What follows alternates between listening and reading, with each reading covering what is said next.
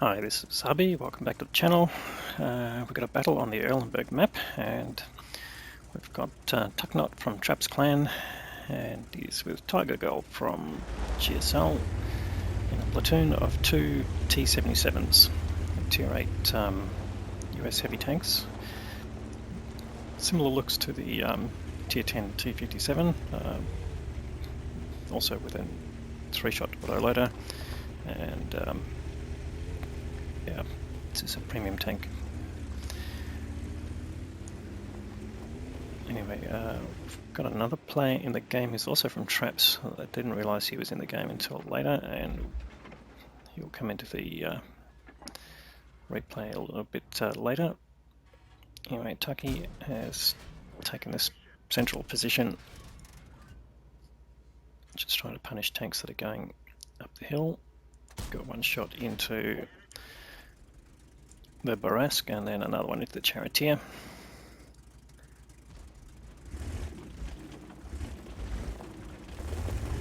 Just needs lights from the LC that's up on the hill to be able to pick those out. But now, while he's on reload, notice that there's some heavy tanks coming up the line here, so getting prepared for that. There's Nigel No Friends from Pity Clan and the CS52 LAS on the other side there.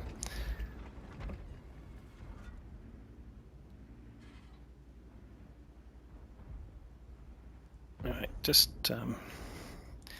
early stages of battle, pretty standard, so I might just speed this section up until he starts engaging more.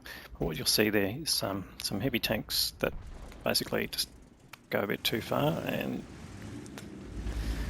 the first one there gets destroyed by Nigel. But the same is going to happen on both sides there, although Tucky's team is a bit down in hit points here. But I think that's going to be remedied sooner rather than later. Here we go.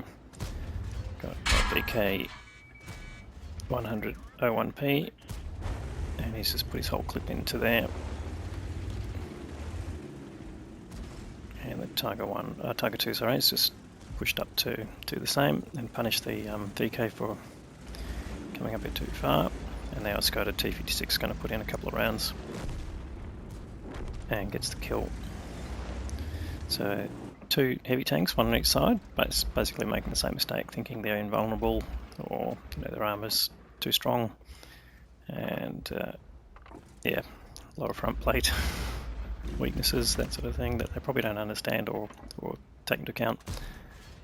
And there we go, he's trying to shoot the UDES, but first shot just anticipating is going backwards too far, gets one shot in and then he moves again. So bit of a challenge there, but always is when you've got targets going sort of left to right, right to left in front of you, to yeah, judge the lead you need, particularly when they're going backwards and forwards. Anyway, Tucky's already on 2k of damage, and yeah, game is going backwards and forwards here in terms of hit points, so I'd say it's pretty even at this point.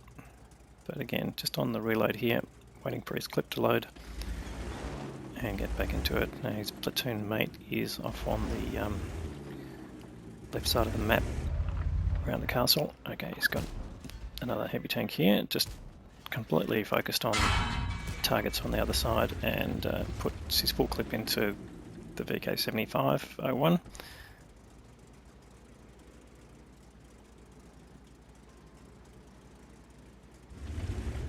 A bit of a mouthy SU-130 PM player, and we'll probably see a bit more from that person. Having a good go at his team for not behaving the way he expects them to be. Anyway, Tucky's on the reload, concentrating on his own game here. He's now on 3k of damage. He's got that VK, a couple more shots in will get him out of the game. But he focuses at the T-56 first. It's an auto-loading tank, and the VK gets taken out by the Skoda on his own team. And he gets shot from the hill there, which is a bit unfortunate. So he puts into cover. There you go, a bit more abuse from that SU-130 PM player.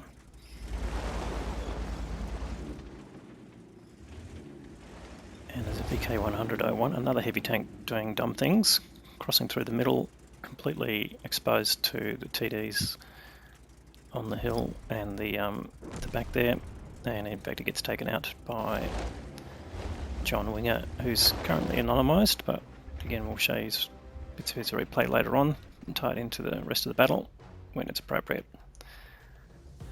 So Tucky's got one kill, his platoon mate's got a kill, and they've got a bit of a lead now. They've got three tanks up,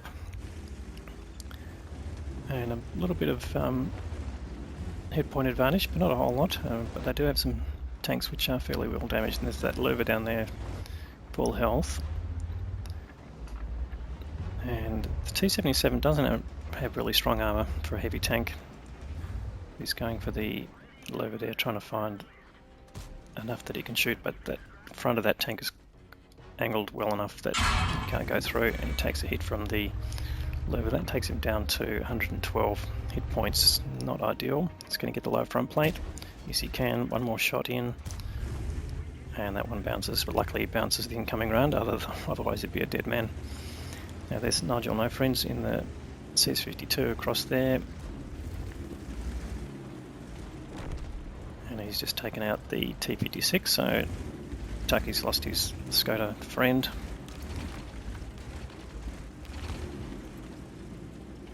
And again, he's on reload, just waiting. Obviously with auto loaders, you've got to have a safe place to wait, otherwise you're pretty vulnerable, so there's plenty of hiding spots on this map.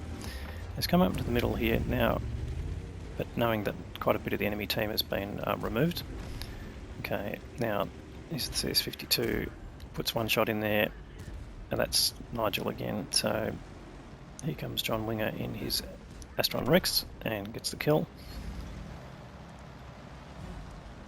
And Tucky's on reload, now on 4.5k damage, so definitely having a major impact on this game. The enemy side has pulled back a bit, well, they just lost another tank, but now it's 3 against 5. And Winger's been taken down to 49 hit points, and he's up against another GSO who's also in a very small number of hit points, but luckily the enemy one is taken out. And now there's 2 tanks to find. There's a medium tank, which is the Barask that was last seen on the hill, and a Struve S1 tank destroyer. But even though they've got 2 tanks in advance, they've got less hit points than those remaining 2 tanks, so possibly the Barask is full health, and more than likely the Struve S1 is full health. And where was the Struve last seen? On the hill, so Tucky's got to make a decision here. Where does he go? Is this really himself? John in the Astron Rex, a Struve, and a GW Tiger P Artie. So hopefully the Struve can keep a bit of a lookout in case that Barask comes around.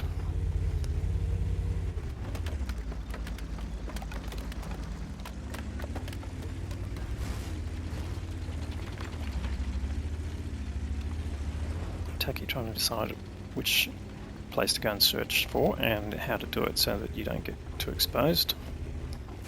So it looks like he's coming back to the back of the hill here. Let's start from that direction.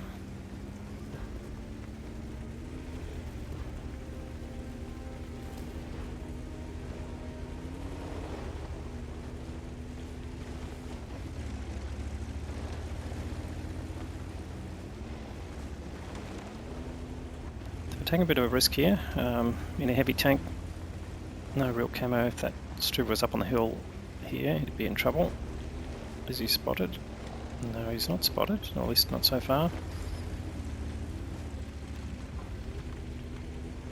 Takes a quick look behind him, holding down his right mouse button so his turret doesn't swivel. And he definitely hasn't been spotted yet, so no one on the top of the hill, at least no one poking forward.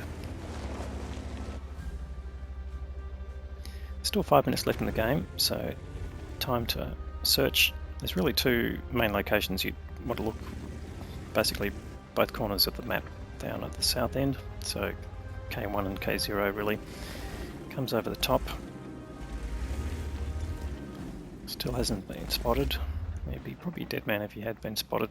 112 hit points, that's a one shot from both of the two enemy tanks there.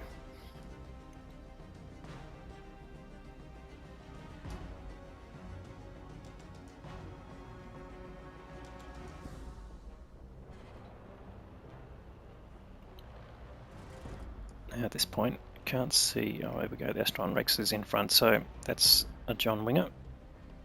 He's heading down to the corner, so basically going to scout effectively. And I don't know, this could be a mistake here. Tucky is going right across the centre of the game. It has been spotted now. And he gets taken out by the Striv.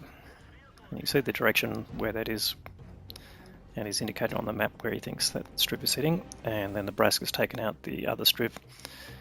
So it is now 2 against 2. And the enemy's got all the hit points to play with, so to speak. And we've just got Winger in his tank destroyer and then a GW Tiger P. Now the GW Tiger P is in a relatively safe spot, as in its camouflage, but still vulnerable for the Barask moving around. And in fact, at this point, we'll switch over to John Winger's view. Alright, so with Winger now, and getting his view, and he's going to blind fire a couple of spots where he thinks the Striv might be hiding, or in fact the Barask. Didn't see any splash there, so that's possible, but he does get lit, so a very likely chance that the Striv or the Barask is in one of those bushes.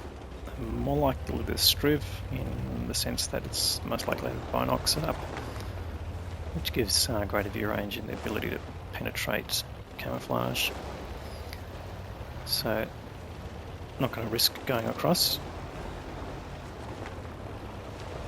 And there you go, there's that RNS player still mouthing off against the players in the team and trying to direct the result.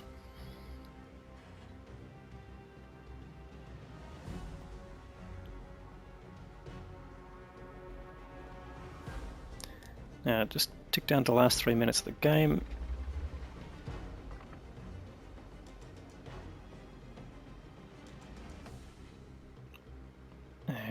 And there you go, the Barask has destroyed the Tiger P, so we know where the Barask is. It's just gone through E1.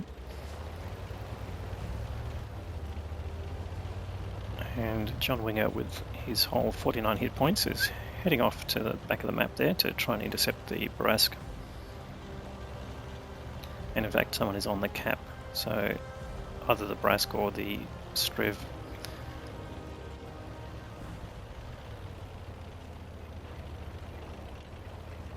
So this is going to be interesting. So John sticking pretty close to the red line, not exactly on it. Trying to use his view range to spot them out. And here we go. That wonderful SU-130 PM player deciding this is a loss. So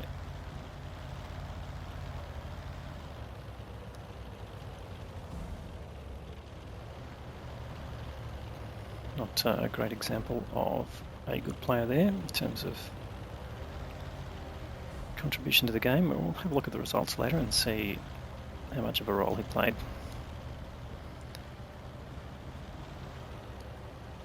Alright, it's only 40 seconds left on the cap, so John's got to take a bit more of a direct route, which is going to take a bit of a risk here.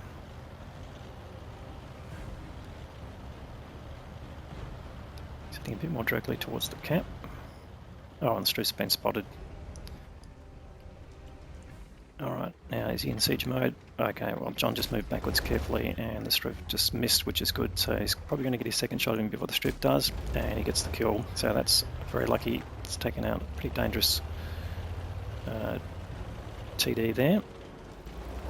And he's got to go unspotted, which he should be by now. Oh, and he's bounced around from the Barask. How unlucky is that? Gets the reset on the clock, and the Barask, did he fire both of his shots? He gets the kill. That is the game, 46 seconds to go. That's what you call redemption, and a great result there. So well done, John, and with 5 kills, and Tucky as well. So we've got the results here from Tucky's perspective, He did 4.5k of damage and got the high caliber award for that, and the Confederate award. But we'll look at the overall team score. So Tucky finished on top with 1211 base experience. The Skoda 256, who assisted him, came next there, and Tiger Girl with 2.5k, and then that's John Winger in the Astron Rex with, most importantly, the 5 kills. So those 3 traps players, basically the top 4 in the game. And where is that SU 130 PM? Right down here, 1136 direct damage and half of the experience that Tucky got. So basically, yeah, hanging on the results of the rest of the team, but bad-mouthing them right through the game. So yeah, really nice behaviour there. Anyway, it's not about him, it's about John Winger pulling it through at the end and basically making the save. So congratulations to all of those players and producing such an interesting result. So anyway, if you like this video, please give it a thumbs up. If you haven't subscribed already, please consider subscribing. We'll have more great content for you in the channel. So thanks for watching.